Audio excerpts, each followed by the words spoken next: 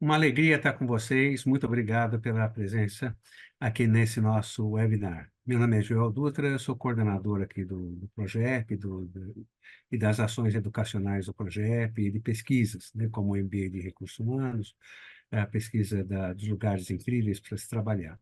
E hoje eu tenho aqui o privilégio de ter com a gente aqui, dividindo com a gente, o Marcos Batistucci, né?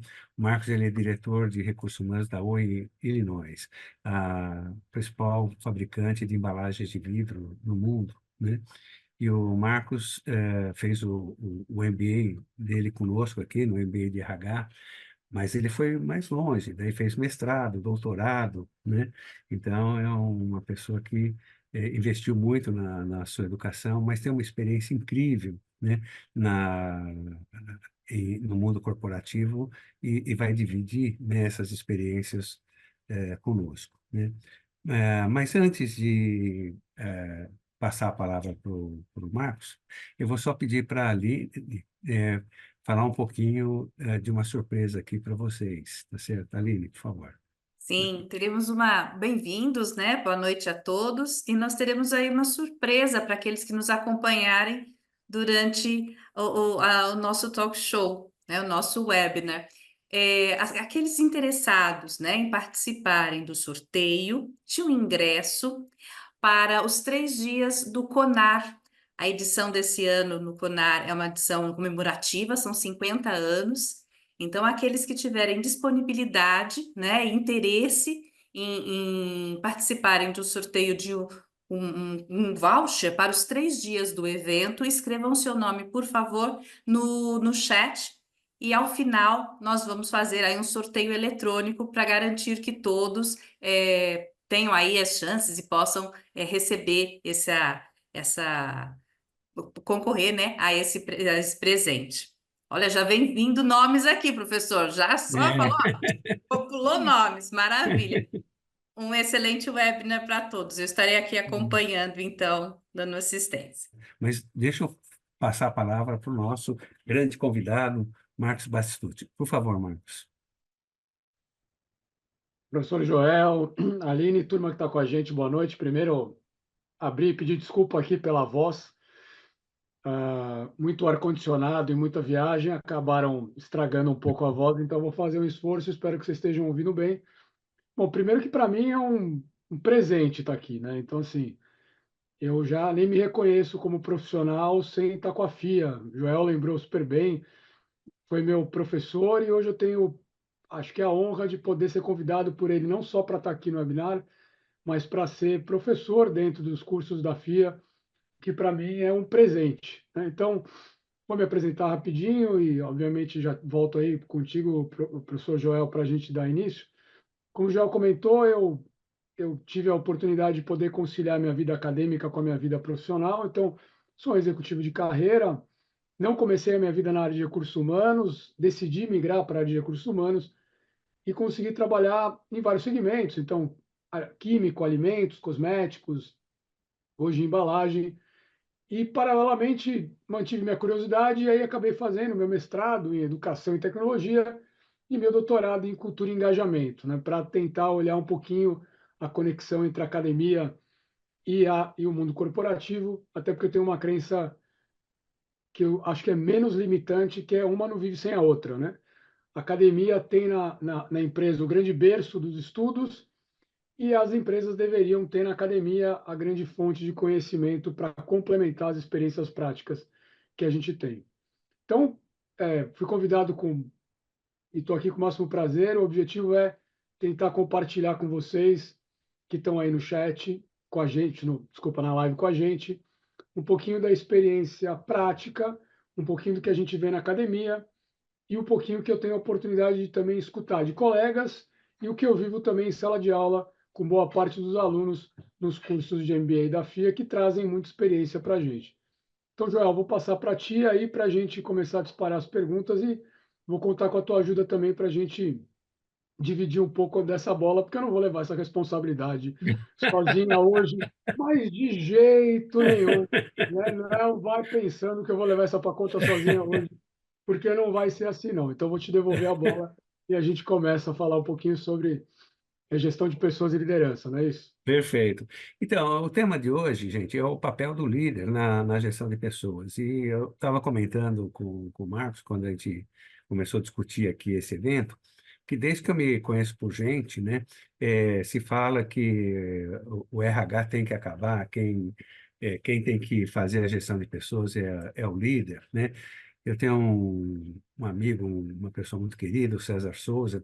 Na década de 80, ele era RH da Odebrecht, né? Escreveu um artigo, Precisamos acabar com o RH, né? Bastante provocativo, isso na década de 80, né? Mas nunca aconteceu. Mas o que ocorreu recentemente, na primeira década dos anos 2000, principalmente na Europa, uma discussão muito grande de restituir, né, a gestão de pessoas para o líder, né? E nós começamos uma série de pesquisas, né, principalmente lá na Europa, mostrando que quanto mais, né, o líder assume a gestão de pessoas, melhor é a gestão de pessoas, e isso é comprovado pelo nível de satisfação das pessoas, né? Em 2013, nós inserimos essa questão na nossa pesquisa, dos lugares incríveis para se trabalhar, né? Uma pesquisa que nós fazemos anualmente com várias empresas, e o que nós verificamos que quanto mais, né, o líder se aproxima da gestão de pessoas, maior é o nível de satisfação. Então, as 10 melhores empresas, né, no ranking de lugares incríveis para se trabalhar, a gente vê uma aproximação muito grande da liderança na gestão de pessoas, né? Mas só estou fazendo aqui uma primeira provocação para a gente discutir a importância, né, da liderança participar da gestão de pessoas. E, claro, que a própria área de recursos humanos, os profissionais de recursos humanos, também tem que se rever, né, o seu papel dentro da organização, né? Então, esse é um desafio grande que nós temos, né? E aí eu começo aí com uma primeira provocação aqui para o Marcos, né? Marcos, na sua vivência, né, você tem percebido isso? Quer dizer, na medida que o líder se aproxima mais da gestão de pessoas, você tem um melhor resultado na gestão de pessoas? Você sabe que, João, é muito curioso, porque assim, os analytics chegaram de vez para a área de RH, né? Quem não gostava deles, quem não gostava dos dados, quem não gostava das informações, ou a gente vai ter que aprender a conviver com ela para ajudar a tomar as melhores decisões, ou a gente vai morrer, né, numa era de achismo que não existe mais. Então, o que os dados têm nos mostrado? Principalmente porque hoje a gente consegue cruzar muitas informações. Eu aqui na Owens, onde trabalho, e conversando com colegas, esta prática ela se repete. Áreas onde eu tenho comprovadamente agenda de pessoas sendo executada com mais maestria pelos líderes, melhor é o resultado de engajamento. Eu vou dar exemplos práticos para isso. Todas as empresas, na sua grande maioria, têm a análise de performance, ou análise de desempenho, gestão de desempenho, enfim. Essa análise de desempenho passa por coisas muito simples, profundas, mas simples, que é ter uma agenda regular com o meu time. Eu, de qualquer área, não eu, recursos humanos, né? Que é fazer uma contratação de metas, um acompanhamento trimestral, bimestral, semestral e um fechamento de metas. O que nós temos percebido com os números, que quanto maior os números de reuniões ligadas à gestão de desempenho, maior o engajamento daquela área. Isso salta drasticamente. Então, assim, quando eu tenho uma, duas, é X. Quando eu tenho três para mais, esse número salta em 30%. Ou seja, as pessoas se sentem realmente mais conectadas, porque gera um compromisso dos dois lados. E aí, é muito curioso, porque, primeiro, à medida que você pratica isso, nas coisas mais simples, você está devolvendo ao líder a sua tarefa original, que é cuidar de gente, né? Porque é fato, e, e eu sei, porque já me coloquei nos dois lados, né? Eu não era de RH, me tornei RH, então eu sou líder de gestão de pessoas, sou um líder de recursos humanos, mas eu já fui só um líder de área, né? Como RH. Então, era fácil dizer, isso é do RH, isso é bobagem do RH, e né, o RH que tem que fazer e tal. Só que à medida que a gente começa a mostrar essas questões de performance e o líder começa a praticar, você está devolvendo com naturalidade uma coisa que sempre foi dele, né? E ele começa a perceber valor. Porque eu sempre brinquei na minha vida que, assim, eu procuro fazer uma gestão de desempenho adequada porque eu sou preguiçoso. Se eu alinho bem com o meu time o que eles têm que fazer, eles vão me dar menos trabalho, né? Uma brincadeira para provocar o líder dizer, se você fizer bem feito e tiver uma organização da tua tarefa com o teu time, ou do teu trabalho com o teu time, você vai criar maior engajamento, as pessoas vão ter maior senso de realização e vão ter maior pertencimento. É fato, porque as notas de resultado daquela área aumentam, vendas aumentam, se for o caso, produção aumenta, né, o nível de itens produzidos por tonelada, o spend negociado numa área de compras por número de pessoas aumenta, o retorno de negociação melhora, e por assim dizer, e o engajamento em si melhora. Então, fica aqui um convite para quem está nos escutando, seja de RH ou não seja de RH, se não estiver acreditando na gente, faz um teste. No próximo ano que está chegando, roda o teu ciclo de. Estou dando esse exemplo de performance, temos outros, mas esse é tão emblemático e tão simples que está na nossa mão. Faça esse teste e veja o resultado, porque boa parte das empresas que estão nos escutando ou colegas que estão aqui vivem modelos diferentes, mas tem provavelmente uma pesquisa de engajamento ou de clima, tem uma avaliação de desempenho que não importa se é no Excel, se é numa plataforma mais interativa, não importa, porque aqui eu não estou falando da ferramenta, eu estou falando da forma, né? Então, quanto mais o líder se aproxima da agenda de pessoas do seu time, maior o engajamento. Isso foi curioso porque nós começamos a estudar isso aqui dentro da OAS, né? A gente já faz a nossa pesquisa de engajamento já faz um certo tempo, chamamos aqui de My Voice Matters, a sua voz importa, né? Cada um chama do que quiser, a gente chama que a voz importa. E nós começamos a fazer correlações. As áreas onde eu tinha as avaliações de desempenho e os acompanhamentos com maior frequência e mais entregues tinham maior resultado de engajamento, e ao contrário também funcionava, que tinha menor participação, menor engajamento. O primeiro ano poderia ter sido sorte estatística. O segundo, quem sabe uma coincidência estatística. Mas depois de 5, 6 anos, é muita coincidência estatística a gente continuar tendo o mesmo resultado. Então, eu que trabalho hoje numa empresa, e assim o sou também, né? Feita de grandes engenheiros, não, contra fatos não há argumentos. Então, assim, eu posso te dizer aqui, posso dividir uma experiência que, neste mundo que eu vivo e acompanho, rodar a agenda de gente, né, a simples, né, avaliação de desempenho, mérito, acompanhamento, vai aumentar o engajamento das pessoas, vai aumentar o senso de pertencimento, né? E claro, na medida que a gente vai falar daqui a pouco, vamos falar das competências da liderança. Então, assim, isso faz também com que o líder seja exigido de uma outra forma, né? Por várias razões, que nós já vamos falar daqui a pouquinho na sequência. Mas eu digo para vocês, né, e divido com você aqui, João, que assim, se não acreditar no que nós estamos falando, teste. Que eu tenho certeza que você vai vivenciar na prática o que eu estou dividindo com vocês aqui no webinar, no eletrônico hoje, né? Perfeito. Muito obrigado, hein, Marcos? Bela provocação, né? Acho que assim, complementando, eu tive a oportunidade de acompanhar uma experiência muito interessante no Banco do Brasil. O Banco do Brasil tinha já um conjunto de indicadores para resultado, né, das agências e compliance, né? E na época, 2010, 11, o Carlos Neto era o diretor de recursos humanos do Banco do Brasil. Ele inseriu também um conjunto de indicadores de gestão de pessoas. Depois, o Caetano assumiu a direção de recursos humanos e continuou.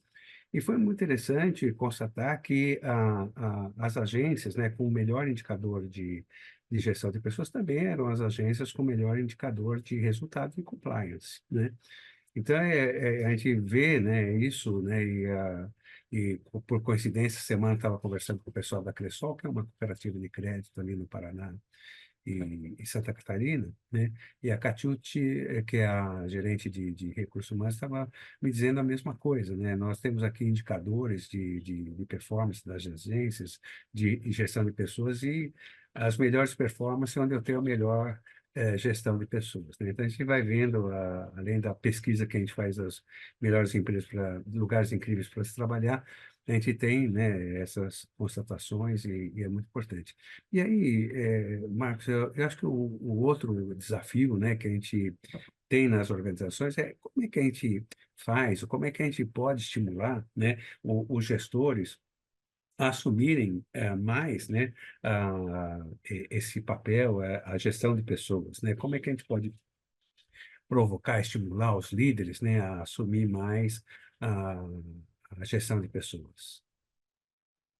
Eu acho que, assim, o que eu vejo. Primeiro, eu estava vendo o chat enquanto você falava, né, João? Então, o Cassiano diz aqui que ele que faz gestão de pessoas soou para ele como música, né? Então, assim, Cassiano, você que está nos ouvindo aí, assim, use os analytics para te ajudar, né? Para reforçar isso, para tirar as crenças limitantes da organização, né? Porque a gestão de pessoas às vezes cai em descrença porque os líderes não fazem o seu papel e as pessoas olham para RH como a RH fosse responsável pela gestão de pessoas das pessoas. Não, nós somos responsáveis pelo processo de gestão de pessoas, né? Não do exercício da gestão de pessoas. Voltando para a tua pergunta, assim, Joel, o que eu vejo? Primeiro, eu vejo uma necessidade ímpar da ressignificação do papel de recursos humanos na organização, que vem gradativamente, eu diria, nos últimos tempos, de maneira acelerada, mudando positivamente, né? Recursos humanos, no início, tinha uma prerrogativa muito operativa, né? A gente sabe disso, aquele antigo DP. Aí, à medida que as outras frentes, né, de centro de especialidades, business partners, foram sendo criadas, com o ímpeto de ser aceito, nós passamos a ser subservientes, né? Então, recursos humanos fazia de tudo, e o que não tinha se para fazer na organização que ninguém sabia, dava para RH, né? Então, o primeiro ponto aqui, assim, é entender que o nosso papel, primeiro entender qual é o nosso papel, né? O nosso papel, ele é tão importante que ele conecta a organização como um todo. Para isso, eu não vou fazer pelo líder o que é papel dele, em qualquer que seja o nível, né? Com a oportunidade que eu tive de passar em vários níveis, a conversa é a mesma, né? Porque seja às vezes um presidente, ou seja um diretor, ou seja um gerente que você suporta na organização, tende a colocar nas tuas costas para fazer o que é dele, né? E eu fui aprendendo e procuro puxar os alunos que a gente tem nos MBAs da FIA, as pessoas que trabalham comigo, que é o seguinte: quando vem as reclamações, né, as solicitações, eu digo, entendi o que você está me dizendo, diretor, presidente, e tal. Você quer que eu faça o quê com isso? Porque eu não posso fazer o teu papel, né? O papel é teu, né? Quem vai dar o feedback para o teu funcionário é você. Quem vai desligar o teu funcionário é você. Quem colocou ele como talento e agora está dizendo que não vai ser promovido é você, não é o processo de gestão de talentos que não funciona. Quem está passando vergonha é você, né? Porque foi você que colocou ele lá, não fui eu, né? Eu não estou no dia a dia da gestão. Você não pode atribuir a mim a responsabilidade da performance do teu funcionário. Eu posso te ajudar a estruturar um feedback, eu posso te ajudar a estruturar um plano de desenvolvimento junto com o que você tem de ferramenta, mas essa atividade é sua. Eu não vou fazer para você. Só que normalmente no passado, com o grande objetivo e com qualquer que seja a desculpa da organização, recursos humanos se colocavam numa posição de fazer por, né? Então, nós também temos um pouco de culpa neste exercício da perda de espaço do líder no seu exercício de gestão de pessoas, porque por muito tempo a gente fez por eles ou por elas, né? O que acontece é que nós fomos tomando consciência dessa transformação, né? Só que o outro ou a outra está acostumado com o padrão original, né? E é cômodo, né? Transferir. Aí precisa de uma boa combinação entre combinar com a alta liderança, porque vai criar uma tensão positiva, essa tensão vai existir, né? Ela tem que existir. A gente só vai mudar e as mudanças só acontecem em tensões. E eu não estou dizendo que essas tensões têm que ser negativas, né? Mas eu, quando cresci, eu tive problema no tendão de Aquiles, me dava cãibra todo dia, né? Dor do crescimento, né? E assim as organizações são, né? Aquisições, compras, fusões. Não é diferente com a mudança de cultura na gestão de pessoas. Então, primeiro é uma boa combinação com o primeiro nível de liderança desta mudança, porque você vai precisar de um buy-in, de um suporte, seja com o primeiro homem de RH, ou seja com o presidente, ou seja para quem você responda. Segundo, não cair na tentação, de novo, de eu vou ser bem avaliado porque eu vou fazer por, né? Não é esse teu papel. E por vezes eu me deparo, às vezes, em calibrações de talento, onde eu tenho colegas que me dizem: com o teu business partner eu não tenho nenhum problema. Eu falei: então nós temos um problema, porque ele faz o que você quer. Porque assim, é impossível que durante um ano inteiro não houve nenhum choque, vocês não tiveram nenhum impasse, né? Se não houve nenhum impasse, ele está fazendo o que você quer, né? Não o papel dele é dela ou dele é te desafiar, né?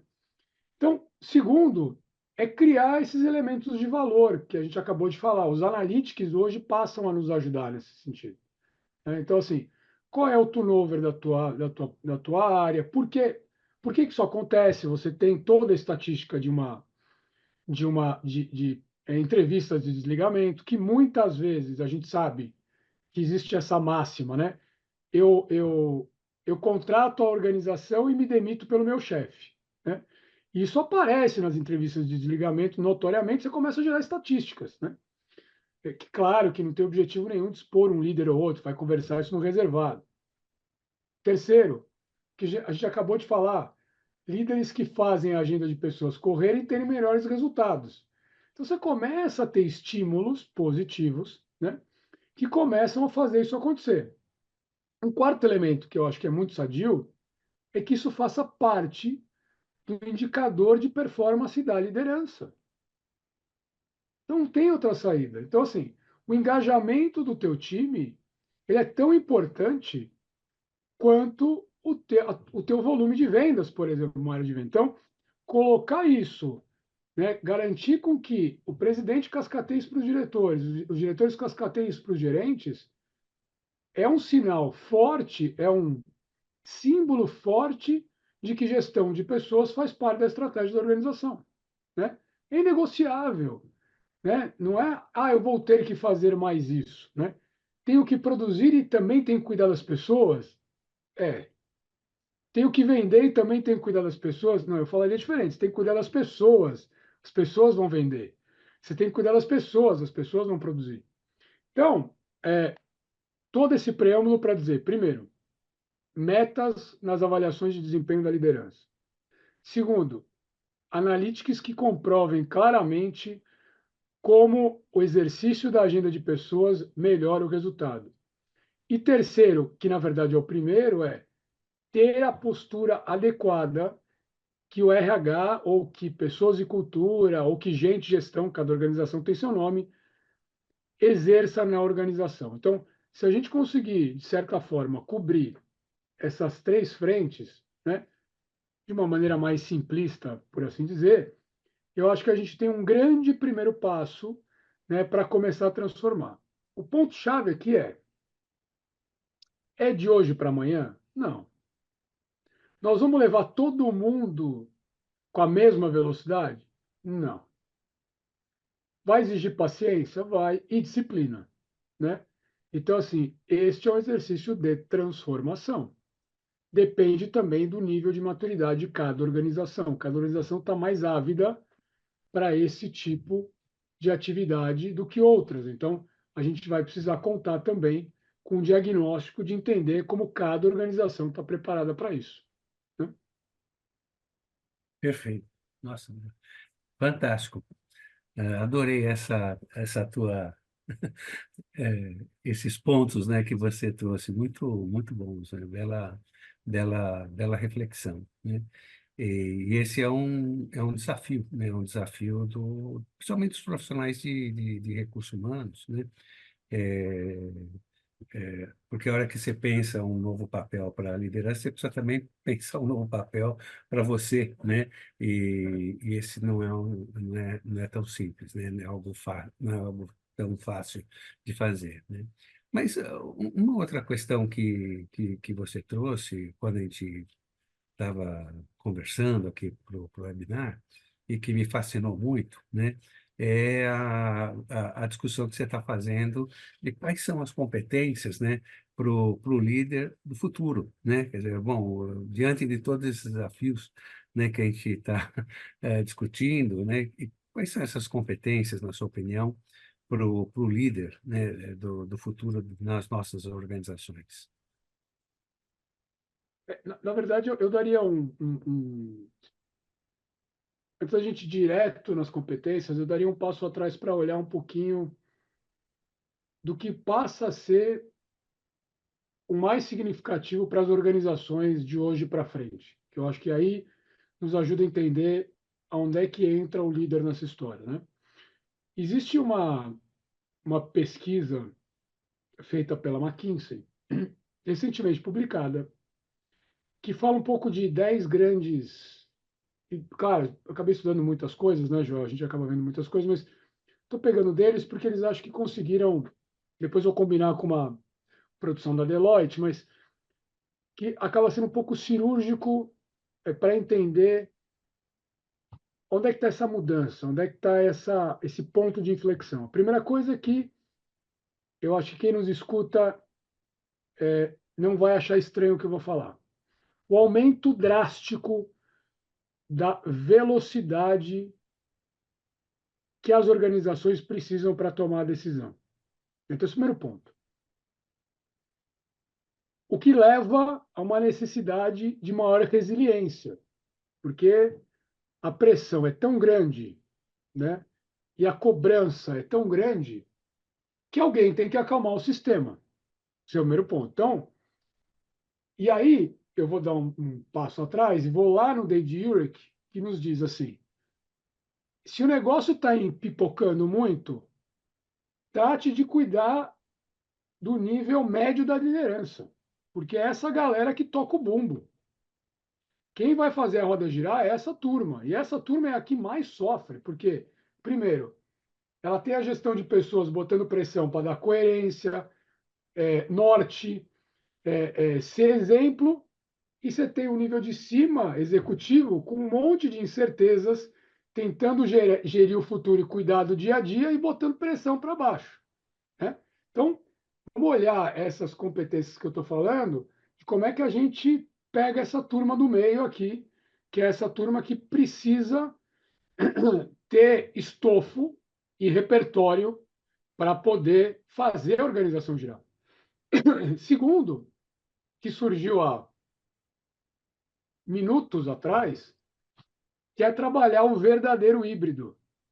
Quando veio a pandemia, claro, vamos colocar aqui um disclaimer aqui, que é o seguinte: as áreas industriais continuam tendo pessoas trabalhando nas fábricas, a menos que eu tenha substituído todo mundo por robô, que não é o caso.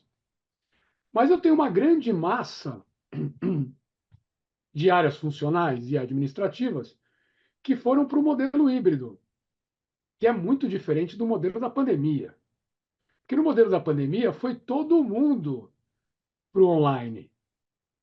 Ir todo mundo para o online, e aí eu vou me colocar no papel de professor, era muito mais fácil dar aula para todo mundo online do que dar uma aula híbrida. Porque quando eu estou dando aula híbrida, eu tenho gente em casa, tenho gente na FIA e tenho eu. E eu tenho que cuidar dessa turma, que é o que acontece com o gestor que está olhando o híbrido. como é que eu faço alguém que, como gestor, aprendeu a comandar pelo controle, a liderar pela distância? Né? Não tem uma, eu nunca, quer dizer, eu nunca tive controle das pessoas. Eu achava que tinha, porque o mecanicismo, o taylorismo foi me ensinando que comando e controle dava certo. Né? Repetir copiosamente a mesma coisa me fazia ser bem visto, me fazia ser promovido. Esse é um ponto. Outra coisa, entrou um outro componente mais inteligente que nós, que se chama inteligência artificial. Sabiamente, estava ouvindo uma palestra e o palestrante disse uma coisa que é com a qual eu acredito 100%.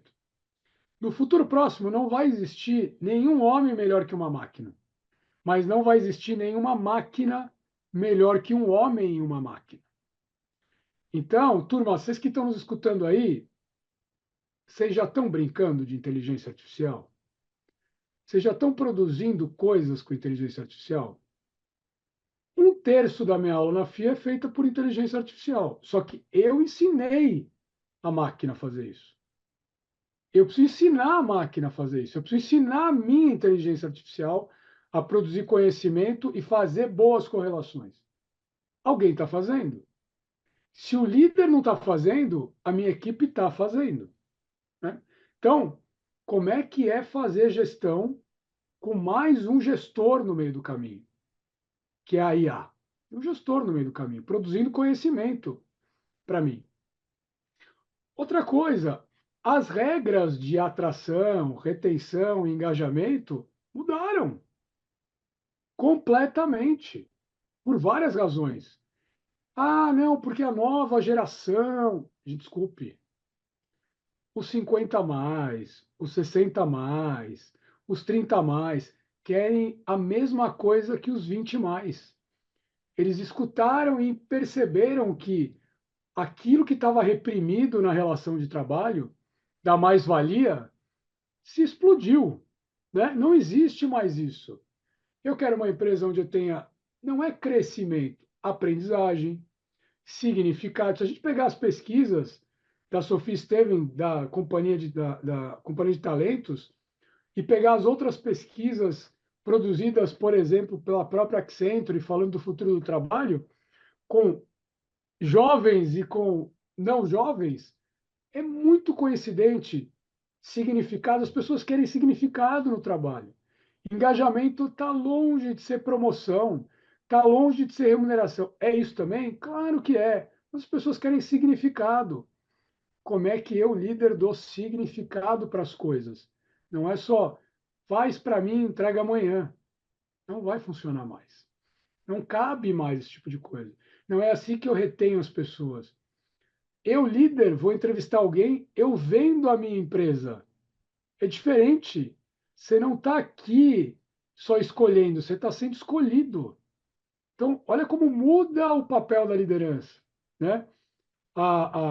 O que se quer de um líder hoje, que para mim é mais assustador na transformação, é que antes, e digo isso com um pouco de experiência, dependendo da organização, a gente ainda olha o líder pelo que ele já entregou e pela técnica que ele tem, não por aquilo que ele pode entregar e pelas competências não técnicas que ele tem, que é o que se está buscando hoje. Um líder que é inspirador, um líder que é autoconfiante. Autoconfiante não é prepotente. Autoconfiante é aquele que no tumulto sabe dar a visão do futuro, acalma o sistema e dá direção para as pessoas, muitas vezes sem ter direção. Muitas vezes sem ter direção. Então, criar programas de desenvolvimento, e aí dividir um pouco com vocês o que a gente tem feito aqui dentro da OIS Illinois, que a gente chama de OI carinhosamente, nós temos criado programas de desenvolvimento. Um deles, por exemplo, foi um MBA multinível. Então, eu tive executivos que não entraram e analistas que entraram. Não tinha conteúdo programático definido, eram campanhas campanhas para resolver problemas organizacionais, e aí os professores eram chamados para aportar conhecimento em cima daqueles problemas. Eram campanhas feitas por squad, ou seja, por times de trabalho, que é o que acontece no dia a dia. Então, lá não importava se eu era o diretor ou se eu era o analista, eu fazia parte do mesmo grupo. Então, assim, não tinha crachá para definir qual era o caminho. E desse trabalho saíram 6 grandes projetos que até hoje a gente está implementando. E por que a gente fez isso? Porque a gente quer que a organização opere dessa maneira. As hierarquias hoje, elas funcionam para ajudar a organização a fluir, não para gerar poder e restrição. Olha, eu acho que para mim isso é muito forte. As hierarquias hoje existem para ajudar a organização a fluir, não para gerar poder e restrição, né? Então, assim, e aí a gente escuta algumas coisas importantes de colegas e de pesquisas que as novas gerações não querem ser líderes. Claro, porque os líderes trabalham 20 horas por dia. As pessoas não querem isso, gente. Porque saúde mental passou a ser um elemento divisor de águas da escolha de carreira. E saber ajudar a tua equipe a gerenciar a saúde mental é outra competência da liderança. Fundamental. Hoje, porventura, eu estava numa escola de negócios amiga da FIA e a gente discutia os traços da liderança inclusiva. E foi muito curioso que eles estudaram, junto com a Deloitte, qual era os grandes traços de liderança do futuro. E a palavra diversidade veio à tona, mas não é a diversidade só daquela que nós, como RH, conhecemos. É a diversidade em produto, é a diversidade em negócios, é a diversidade em cultura e a diversidade em gente. E aí ficou claro e notório 6 grandes traços, que por acaso todos começam com C, né? Então, comprometimento, né? Então, assim, olha a importância de dar significado e propósito para as pessoas terem comprometimento, né? Coragem, nós precisamos de lideranças corajosas. Para quê? Muitas vezes para dizer não. Porque a gente sabe que a transformação que está se vivendo no mundo é tão grande que, às vezes, as organizações transpassam o limite daquilo que é viável. E cabe à nova liderança também dar limites para resguardar a organização e resguardar as pessoas, né? Conhecimento, de que conhecimento a gente está falando? Nosso, dos nossos limites, dos nossos vieses. Curiosidade, né? Então, assim, é terrível quando a gente começa a escutar movimentos como o quiet quitting, que é a renúncia silenciosa. Pessoas que não dão mais o extra mile, pessoas que vão continuar trabalhando, entregando o seu ok, mas a gente não tem mais espaço para isso nas organizações. As organizações, em geral, têm trabalhado já no seu limite, né? E aí, o que é chave, que parece curioso, é uma nova forma de inteligência caracterizada nesse estudo, que chama inteligência cultural. Cultural do ponto de não tratar o outro do jeito que você gostaria de ser tratado, mas tratar o outro do jeito que ele gostaria de ser tratado, que é uma diferença muito grande. Então, tentando e, e aterrissando um pouco essa discussão, eu voltaria dizendo o seguinte: nós precisamos ter lideranças que tenham 2 pilares fundamentais: humanização e futurologia, que é um resumo feito pela própria McKinsey nesse estudo, né? E mais do que isso, que se preocupe notoriamente em dar contexto e valor para as pessoas. Não há mais espaço para as organizações onde o como não seja tão valorizado como o que, né? Organizações onde a performance por si só for valor de promoção e crescimento, eu vi algumas questões no chat que falavam, né? A Michelle mesmo falou, olha, a gente precisa, a equipe de RH precisa observar se o gestor e a liderança têm competência para assumir tal papel. Então veja o nosso papel agora trazendo não para a liderança, trazendo para a RH. Olha o lugar onde a gente se coloca. O lugar de ajudar a organização a conectar a estratégia com as pessoas. Você quer lugar mais legal que esse? Você quer atividade tão nobre quanto essa, que é fazer valer o melhor valor das pessoas no local onde entregue a maior estratégia para a organização? Então, Michele, você tem toda a razão, assim. E saber ajudar a organização a não criar personogramas, né? Fazer com que aquele líder coloque absolutamente só quem ele queira, da forma com que ele queira. Joel, desculpa que eu me estendi um pouco aqui, mas eu Não, tentei nossa, excelente, puxa. fazer um arcabouço aí desse tema. Desculpa, eu não quis me estender muito, não. Estava aqui bebendo a sua fala, rapaz. Muito boa. Excelente, excelente. E aí você trouxe aí uma série de pontos, né, para reflexão, e aí você, na verdade, você trouxe uma enxurrada de ideias, de pontos. Excelente, excelente. Mas olha, realmente esse é uma discussão muito importante para a gente fazer, né? Quer dizer, quais são os desafios, né? Como que o líder se prepara para esse futuro, né? E você trouxe vários elementos aqui para a nossa reflexão, né? Mas eu queria agora dar um espaço para a pergunta dos nossos participantes, né? A Aline, ela está organizando, né? Tá coletando aí as perguntas de vocês. E aí eu vou pedir para a Aline passar para a gente as perguntas. Aline, a bola está com você. Professor, o professor Marcos vai me substituir. Multitasks. Ele já foi fazendo, né, o talk e lendo as perguntas e já respondendo e já. Mas Oh, deixa eu ver perdão. aqui. Não, desculpa, brincadeira, professor. Imagina, imagina. O que apareceu agora aqui do João Carlos, ele pede para repetir os Cs, né? Conhecimento, coragem. Vamos lá, então, ó. Se vocês pesquisarem, vocês podem pesquisar pela Deloitte, liderança inclusiva.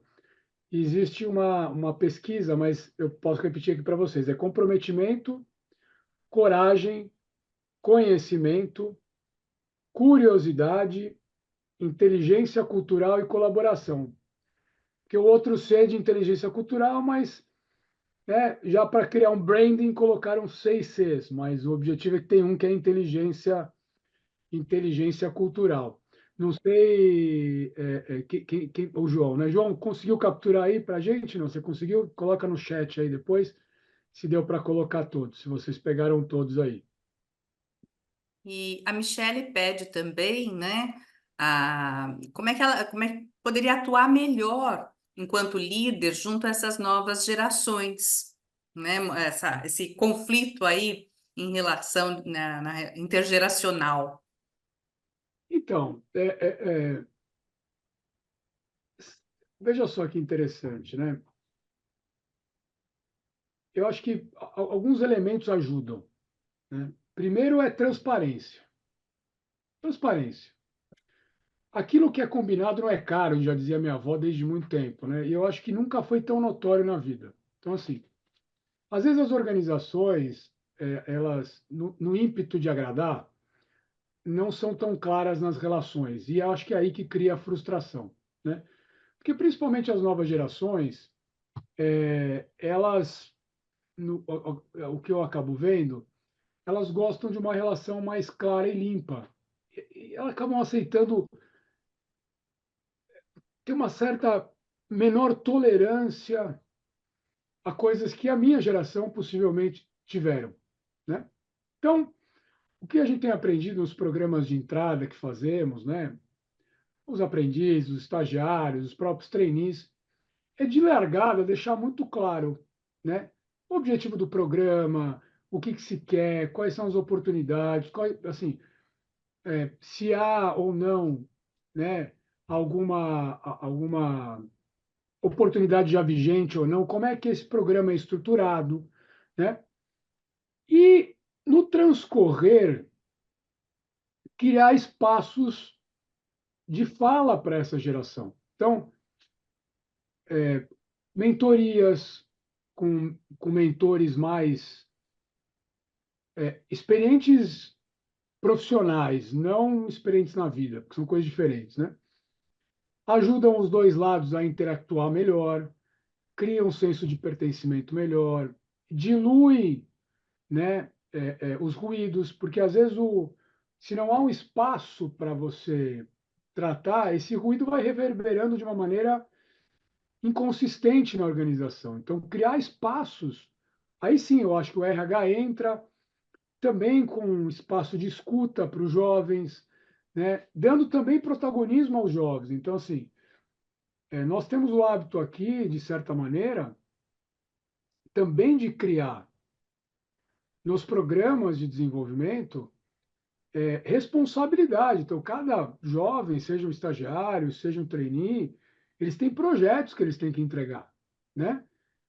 Porque também tem que trazer responsabilidade. E esses projetos, normalmente, eles são multifuncionais. Faz com que o jovem interaja com outras áreas, entenda os níveis de complexidade da organização, as dificuldades da entrega, né? Porque, assim, são estabelecidos projetos com um certo nível de desafio que não é tão simples assim, que é o que se confronta no dia a dia, né? Ah, eu posso dizer para vocês assim, que eu também me coloco no lugar de ter gente jovem na minha equipe. E às vezes os mais jovens são os que me dão mais trabalho. Se alguns estiver ouvindo aí, sabe porque eu já falei para eles, né? Mas são os que mais me desafiam. Então, toda vez que eu fico bravo comigo mesmo, eu penso duas vezes e falo: peraí. Mas tem um outro propósito. Será que eu não estou. Porque volta lá na liderança inclusiva, né? Volta na história da liderança inclusiva. Será que não é um viés que eu quero alguém igual a mim?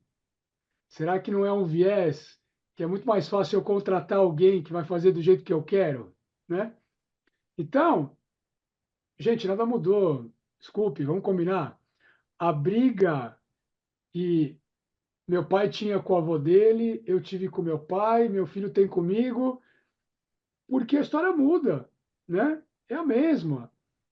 O que a gente tem visto que ainda funcionado bem é criar propósito, de novo, dar significado, criar um ambiente de escuta e criar responsabilização para os jovens. Isso ajuda muito a organização e vou chamar de antigas, eu acho terrível esse nome, as diversas gerações, eu acho que assim fica muito mais adequado, conviverem na organização. Porque hoje, eu estava conversando com um gerente da área de marketing, ele falou para mim, e olha que eu nem sabia, confesso a vocês. Ele falou para mim, olha, Marcos, eu estou contratando, eu fui para uma conversa com um grupo de estagiários e que eu estou selecionando e tinha uma moça e um moço negro, um, um homem trans, uma mulher cis,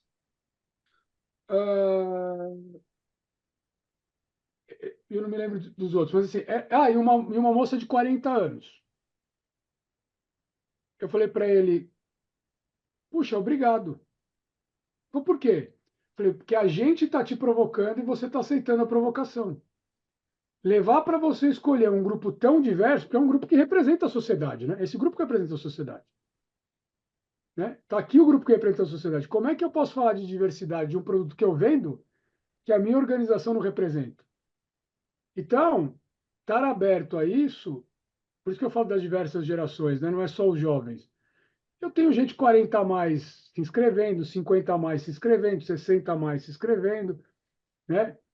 O cabelo branco entrega, mas não entrega tanto. Eu vou trabalhar até os 80, 90, se me deixarem. E quero Uhum. continuar contribuindo, né? Sendo propositivo, não sei de que forma as relações de trabalho vão existir. Mas eu acho que é isso que as pessoas querem, né? As pessoas querem se sentirem contributivas nas organizações. Tá? Obrigada, professor. Só um comentário, Aline. Eu achei bacana a provocação da Michelle, a sua resposta e também a sua reflexão. Eu tenho tido oportunidades, né, em vários encontros com lideranças, né, e a gente discutir, bom, quais são as suas dores, né, como líder, né? Invariavelmente vem a questão geracional, como é que eu lido com as diferentes gerações, né? Como é que eu lido com essa diversidade?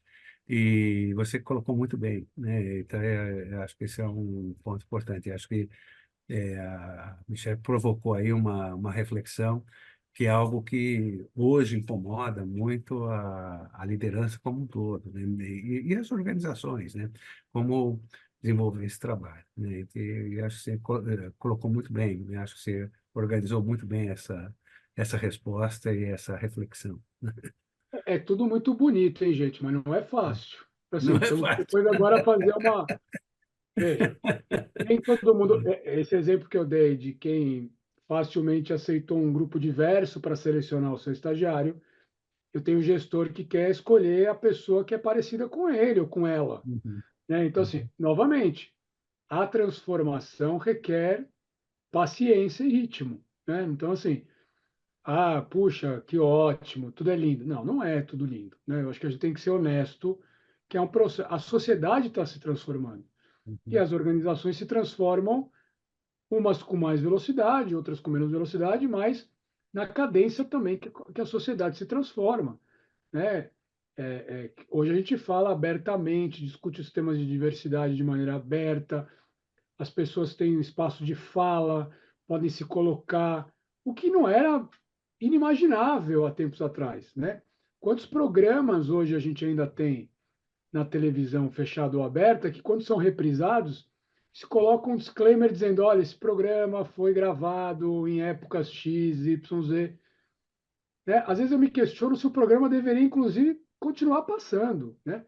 Mas, independentemente disso, para a gente ver que a sociedade sofreu uma grande transformação num espaço curtíssimo de tempo. Né? Então, assim, então, acomodar toda esta transformação gera uma turbulência enorme. Por isso que a gente tem discussões gigantescas nas organizações, e aí o RH precisa também estar preparado para ajudar a liderança, porque os conflitos estão emergentes e ebulindo nas organizações. Né? Se a gente vê isso acontecendo na sociedade, nas organizações isso acontece mais fortemente. Às vezes um líder é mal interpretado, às vezes ele realmente atuou de maneira equivocada, às vezes há uma falta de entendimento, às vezes é um problema só de conversa, às vezes houve um tema de discriminação que precisa ser não retalhado, muito pelo contrário, educado, porque educação causa transformação, não retaliação, né?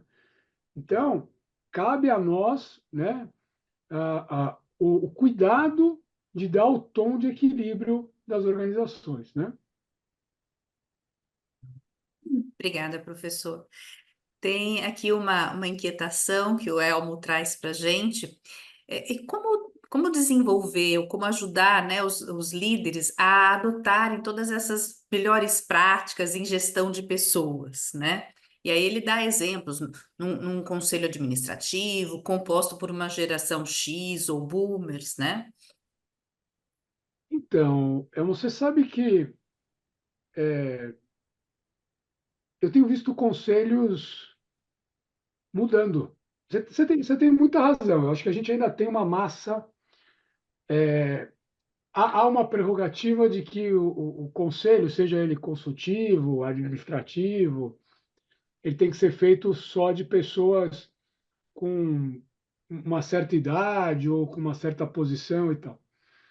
Mas eu tenho visto uma certa mudança em alguns aspectos, não só do ponto de vista de gênero, raça, complementação, áreas. Por exemplo, o próprio RH. O RH tem sido convidado a fazer parte de conselhos consultivos, onde antigamente você via muito financeiro, muitas pessoas do financeiro e muitas pessoas da área de legal, jurídica, né? Isso é um bom sinal de que as organizações querem também diversidade no conselho, né? É. Então, eu concordo com você dessa tua preocupação. Como é que a gente desenvolve esse mindset de crescimento, né? Colocando as pessoas em projetos que não são da sua área de conforto, né? Às vezes, é mais difícil você fazer um swap ou um job rotation na tua organização, às vezes por limitação de estrutura, às vezes por incapacidade de gente, não é possível, às vezes por medo, né, da organização colapsar. Às vezes a gente escuta isso muito do primeiro executivo. Então tá bom, mas os projetos continuam existindo. Os projetos, às vezes, são os projetos que são aqueles que vão dar um salto de patamar da organização. Vamos colocar as pessoas, os talentos chave para liderar projetos que não são da sua área comum. Você não é um talento, né? Você vai desenvolver um novo repertório, né? Provavelmente esses novos projetos, eles vão precisar de itens como você colocou, vão precisar trazer um componente de transformação digital, vão precisar trazer um componente de inovação, vão precisar trazer um mindset mais humanizado, né? Então, assim, fazer, estou dando uma sugestão de algo que eu tenho visto e temos muitas vezes praticado, e onde a gente tem tido mais sucesso. E conversando com alguns colegas, parece também fazer sentido, que é alçar os talentos aos projetos que vão entregar os resultados futuros da organização. Que muitos desses projetos vão precisar dessas competências que estão aí, né? E funcionam. Ainda não tem nativos digitais, a maioria das empresas. É verdade, você tem toda a razão, né? Eu me sinto um analfabeto digital ainda, né? Por isso que eu tenho entrado em todos os softwares de inteligência artificial, tenho procurado produzir, né, para poder, inclusive, provocar. Né? Porque se eu também não faço isso, eu não consigo provocar. É porque é muito bom eu me colocar numa posição de desafiar a organização se eu não faço, né? Claro que a paródia aqui é muito mais por contexto. Diz que uma vez uma mãe chegou para o Gandhi, falou para ela: Ô Gandhi, eu preciso fazer meu filho parar de comer doce. O Gandhi falou: volte daqui um mês. Ela voltou daqui um mês, o Gandhi falou para o menino: pare de comer doce. Ela falou: mas você esperou um mês para falar isso para o menino? Sim, porque faz 30 dias que eu não como doce. Agora eu posso falar para ele para parar de comer doce. Então, é um pouco disso. Então, assim, é liderar pelo exemplo. Agora, por outro lado, Elmo, eu tenho visto uma tendência, e se a gente fizer aí uma pesquisa mais ampla nas principais empresas para se trabalhar no Brasil, que a área de tecnologia ela está plugada debaixo de que área hoje? Escrevam aí no chat. Vamos fazer uma enquete. Não combinamos essa. O Joel nem combinou isso comigo. Escrevam aí no chat. A área de pessoas hoje está conectada com que área nas organizações das que estão na vanguarda? Eu tenho mais uma pergunta também, professor, e aí a gente já encaminharia para finalização, ok? Ótimo. Então eu vou aqui fazer o seguinte. A grande maioria acertou, é isso mesmo. Hoje a gente começa a ver people tech. Não people tech para aquela tecnologia de base, de cuidar dos assets, né? Computador, Wi-Fi. Não, não, não. Nós estamos falando de inteligência artificial, machine learning, chatbot, e tudo isso que é fundamental para transformar as organizações com pessoas. Então, aí vem o desafio de entender aonde é que você está se colocando como RH também para ajudar a organização a se transformar. Então, os nossos colegas aí que colocaram TI acertaram na mosca. Se a gente começar a fazer aí grandes pesquisas aí das grandes empresas, vocês vão perceber que tecnologia e gente tenha dado sobre a mesma gestão. Vamos lá, desculpe, Aline, estendi aqui. Imagina que é isso, professor. Acho que pegando até, né, a carona no tema da discussão do RH, estruturando mais próximo aí a TI e tal, a Patrícia encaminhou uma pergunta pedindo aí a avaliação por parte do professor, tanto Marcos como o professor Joel, de um resultado que ela viu recentemente de uma pesquisa que foi divulgada falando do sentimento de falta de autonomia, né, de alguns do RH dentro de algumas organizações. Então, que ela comentou aqui que pela essa pesquisa, metade dos executivos não estão incluídos nas decisões, né, em RH. E aí, nessa contrapartida da Vanguarda, ela queria ouvir um pouquinho como é que vocês avaliam essa situação. Eu começo, Joel? Você começa? Pode ser, pode ser. Eu? É, Você? Não, Não, você vai. eu posso dar Vai, vai. porque a gente já tem dados de pesquisa, né? Quer dizer, nós temos pesquisado mais as empresas que, de alguma forma, se voluntariam, né, a discutir a sua gestão de pessoas, e normalmente são empresas que têm, naturalmente, um papel, a área de recursos humanos é um papel um pouco mais protagonista dentro da organização, né?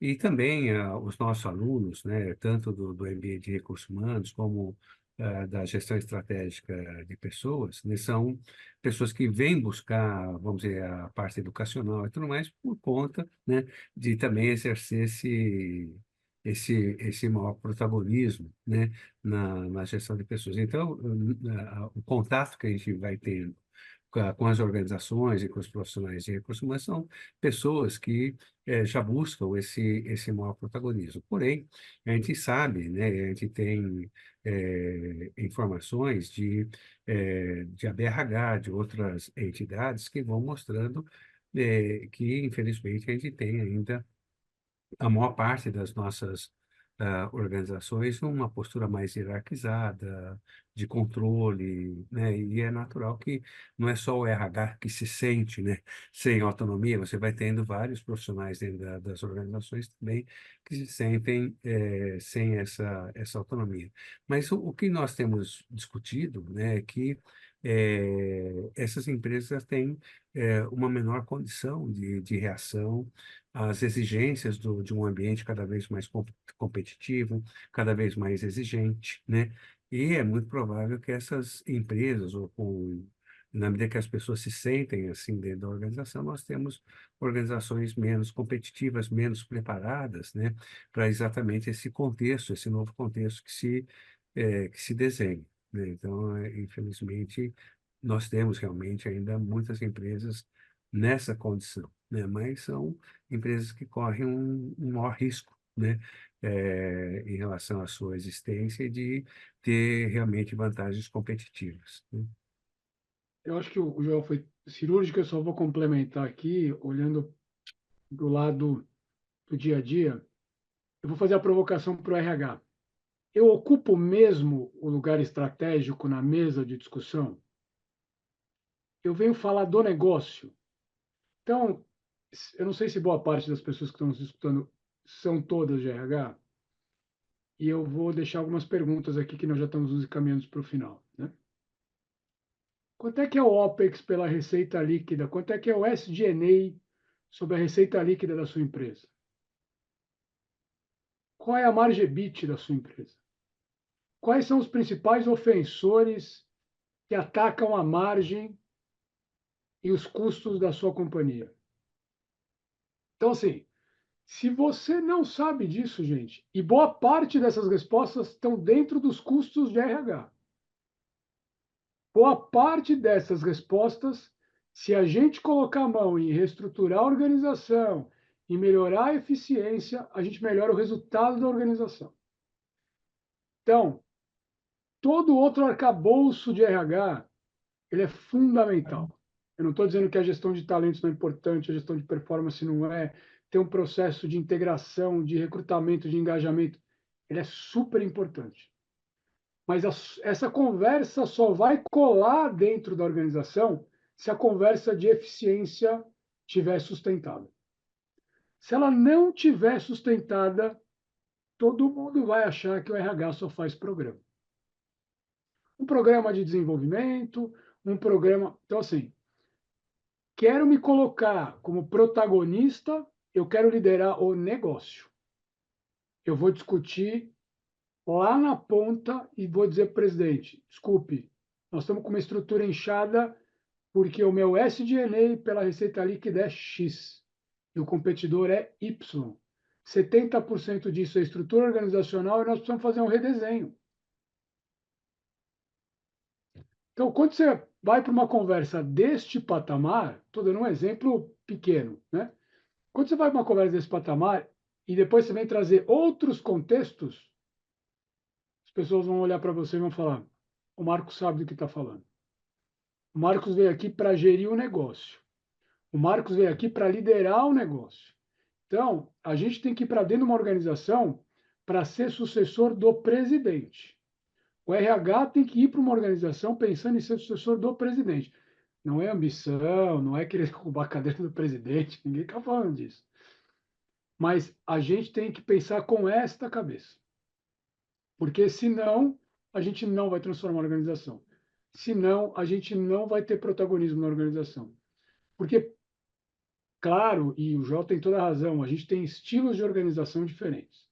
Organizações que têm mais comando e controle, organizações que são mais colaborativas, mas qualquer uma delas vai precisar de um RH que fale do negócio.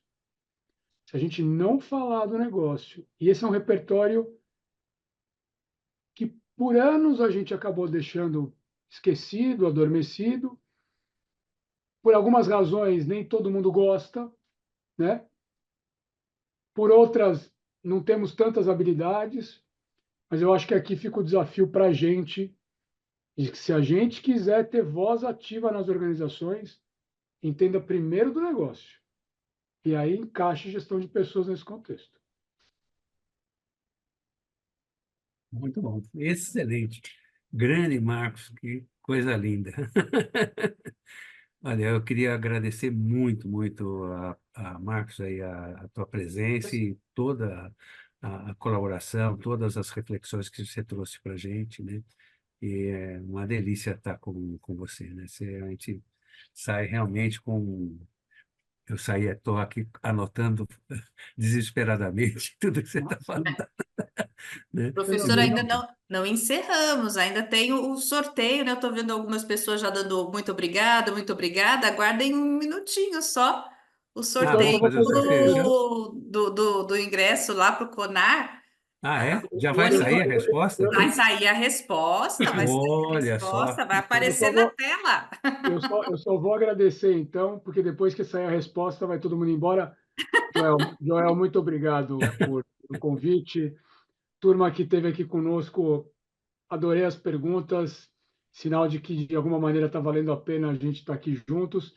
E eu agradeço muito. Para mim é um presente estar aqui na FIA e uma honra poder dividir essa conversa contigo aqui. Fico realmente muito feliz. Um presente Nossa, muito aí de obrigado, viu, final de Marco? agosto. Fantástico. E temos já a resposta, Aline? Mônica, já temos a resposta. Vocês não sabem, nós temos mais uma pessoa escondida. Vocês pensam que é assim? Sim, já temos a resposta. Eu vou compartilhar aqui a tela com o nome da nossa sorteada.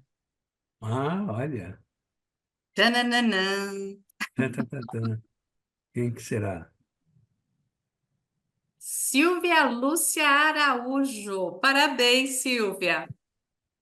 Aguarda a Mônica vai fazer o contato com você no privado para te dar as orientações em relação ao sorteio, ao ingresso, tá bom? Perfeito. Gente, muitíssimo obrigado. Mais uma vez, obrigado, Marcos. Obrigado, Aline, pelo suporte. Mônica, que não apareceu, estava aí dando esse suporte para a gente, né? Muito obrigado, gente. E esperamos vocês no nosso próximo webinar, tá certo? Um grande abraço para todos. Um grande abraço, Marcos. Obrigado. Obrigado a todos. Tchau.